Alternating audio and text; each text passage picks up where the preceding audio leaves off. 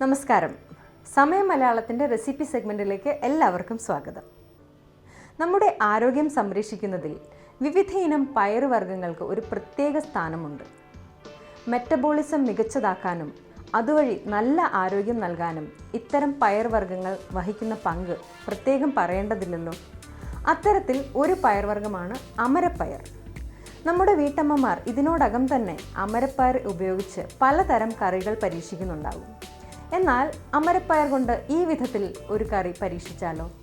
ഇന്ന് ഈ വ്യത്യസ്തമായ കറി ഉണ്ടാക്കി കാണിച്ചു തരുന്നത് ചന്ദ്രിക.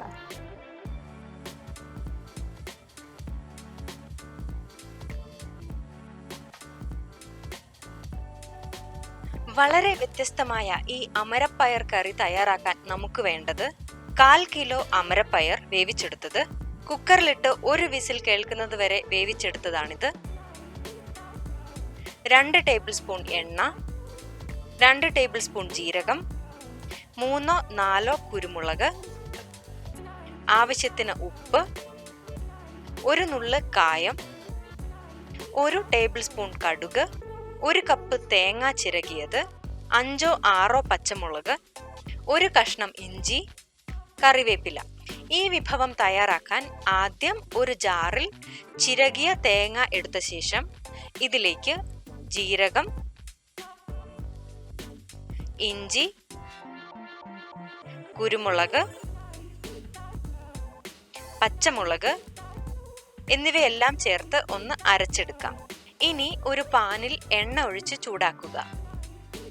എണ്ണ ചൂടായി വരുമ്പോൾ ഇതിൽ കടുകിട്ട് പൊട്ടിക്കാം. ഇതിലേക്ക് 1 നുള്ള് കായം ചേർക്കുക. ഇനി കുറച്ച് കറിവേപ്പില കൂടെ ഇട്ട് വഴറ്റിയ ശേഷം ഇതിലേക്ക് വേവിച്ചു വെച്ചിരിക്കുന്ന അമരപ്പയർ ചേർത്ത് കൊടുക്കാം. ഇതെല്ലാം കൂടെ ഒന്നുകൂടി ഇളക്കി യോജിപ്പിച്ച ശേഷം ഇതിലേക്ക് തയ്യാറാക്കി വെച്ചിരിക്കുന്ന തേങ്ങ അരപ്പ് കൂടി ചേർത്ത് നന്നായി ഇളക്കി കൊടുത്ത് ഒരൽപ്പം ഉപ്പ് കൂടി ചേർത്ത് കൊടുക്കുക. എന്നിട്ട് ഒന്നുകൂടി വേവിച്ചെടുക്കാം. ചോറിനോടൊപ്പമോ ചപ്പാത്തിയോടൊപ്പമോ അല്ലെങ്കിൽ ദോശയോടൊപ്പമോ ഒക്കെ കഴിക്കാവുന്ന ഒരു അടിപൊളി കറിയാണിത്.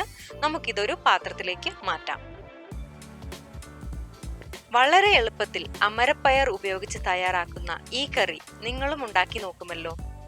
ഈ വീഡിയോ ഇഷ്ടമായെങ്കിൽ ലൈക്ക് ആൻഡ് ഷെയർ. ഇതുപോലെ വ്യത്യസ്തങ്ങളായ വിഭവങ്ങൾ നിങ്ങൾക്ക് മുമ്പിൽ എത്തണമെങ്കിൽ സമയം മലയാളം സബ്സ്ക്രൈബ് ചെയ്യുക. മറ്റൊരു രുചികരമായ വിഭവവുമായി വീണ്ടും വരാം. നന്ദി.